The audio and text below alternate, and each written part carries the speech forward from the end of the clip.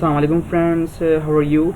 Today we will learn about how to count the words of a sentence in Excel, and you can count the words of a sentence easily in Microsoft Word, but when it comes to Excel it becomes a headache.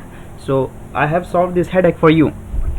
So if you want to count the words of any cell, the words written in any cell, then you can do it easily. Just you have to do, for example, I have this text, honesty is the best policy, and I have to count the number of words, how many words are written in this text. So how will I do this?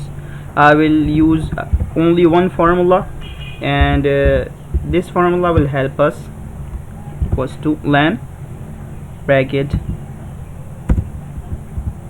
and this I will give the reference to the cell in which the content is available, comma,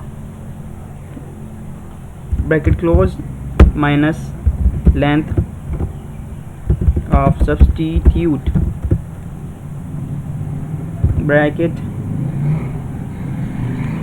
and then again this, then comma, then double quotations, then again double quotations, then comma, double quotations, the space, then double quotations, then comma, then 2 times double quotations, then bracket closed, again bracket closed, then plus 1, then and, then double quotations, words, space, then words.